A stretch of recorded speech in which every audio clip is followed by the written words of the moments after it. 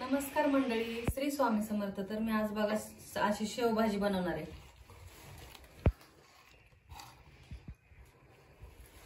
तर व्हिडिओ शेवटपर्यंत बघा।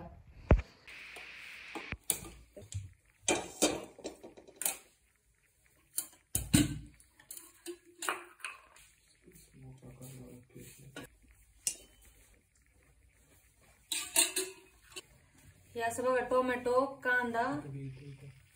टोमॅटो कांदा मिरची थोडीशी अशी उभी चिरून घेतली चवीसाठी आणि लसूण कट करून घेतलाय। अद्रक कट करून घेतली बारीक बारीक। आता तेल चांगलं तापलंय, जिरे टाकून घेते।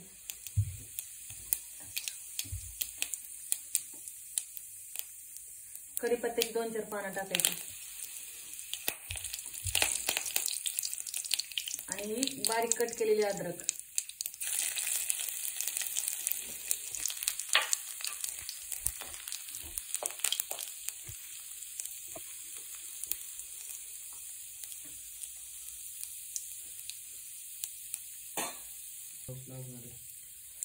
लसूण टाकायचं चिरलेलं आणि 2-4 मिरच्या असं उभ्या चिरून घ्यायच्या, ते टाकायचं।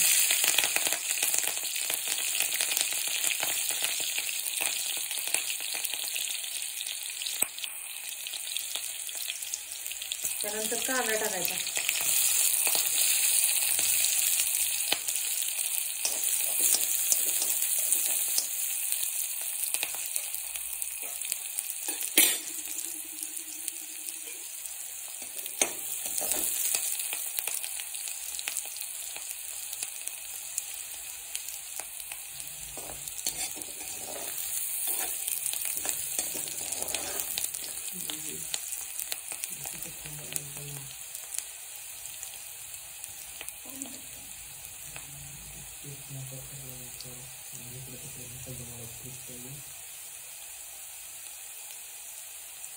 कांदा थोडासा असा लालसर झाला ना की टोमॅटो टाकायचा।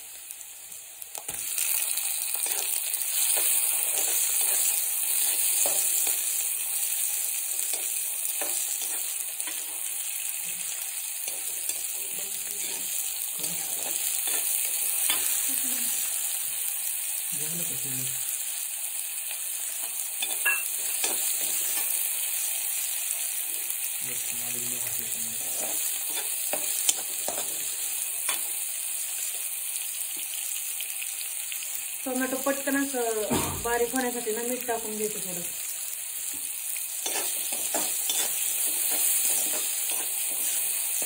पटकन असं तळण्यासाठी।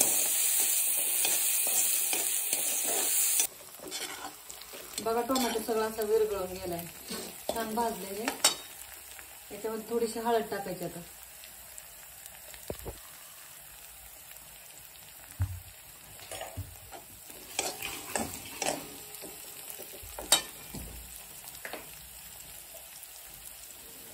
आणि हे गावाकडलं काळं तिखट टाकायचं 1 चमचा।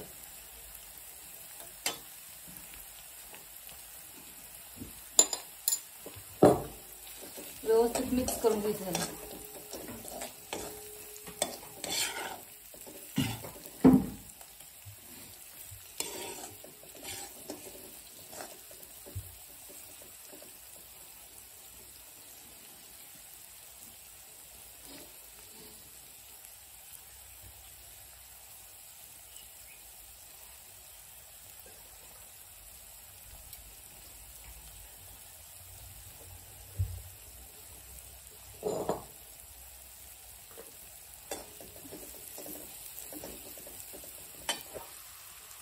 थोडीशी कोथिंबीर टाकायची।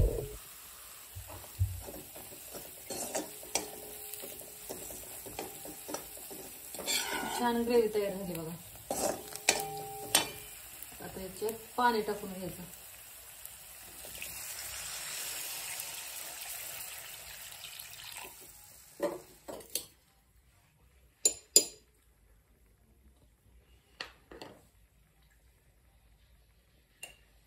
अर्धा चमचा मीठ टाकायचं, तर मीठ अगोदर टाकलं होतं टोमॅटो मध्ये।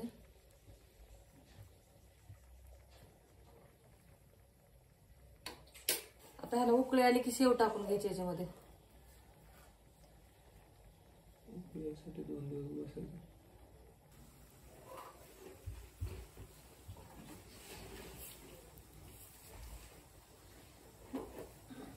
बघा छान अशी उकळी आली त्याला. शेव टाकून घे.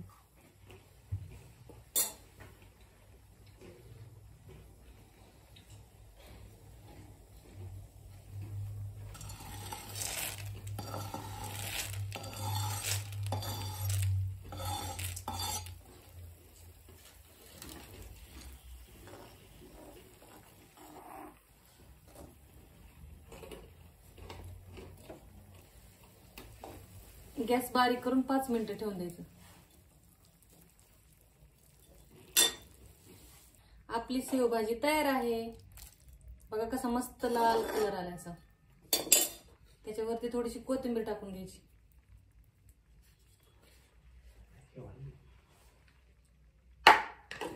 तर मंडळी आता भाजी तर रेडी झाली आहे, पण त्या भाजीसोबत खायला चपाती लागते. त्याच्यामुळे आता मी चपात्या करून घेते पटापटा. तर बघा आता माझ्या मैत्रिणींना एक प्रश्न पडला असेल, तो म्हणजे तवा इतका काळा कसा. तर माझ्याकडे 2 तवे आहेत. मी हा तवा मुद्दामच काळा करून घेतलाय का तर ना याच्यावर चपाती चिटकत नाही, करपत नाही आणि मुलांना डोसे पण करून द्यायला छान आहे. डोसा पण चिटकत नाही याच्यावर. बऱ्याच मैत्रिणींकडे असा तवा असणार आहे. ज्यांच्याकडे आहे त्यांनी मला कमेंट करून नक्की सांगा. तर चला आता पटपट आता सगळ्या चपात्या मी करून घेते.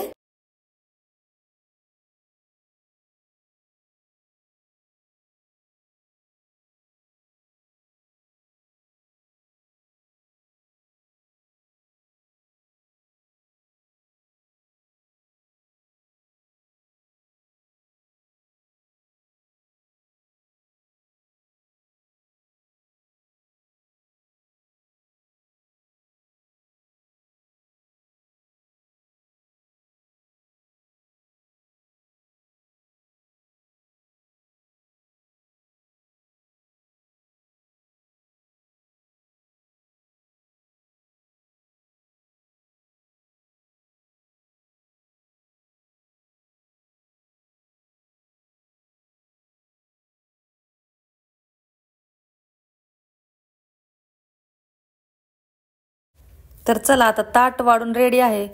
तर तुम्ही पण अशा पद्धतीने भाजी करून बघा. खूप छान झाली भाजी. आणि तुमच्या ताईला असाच सपोर्ट करा.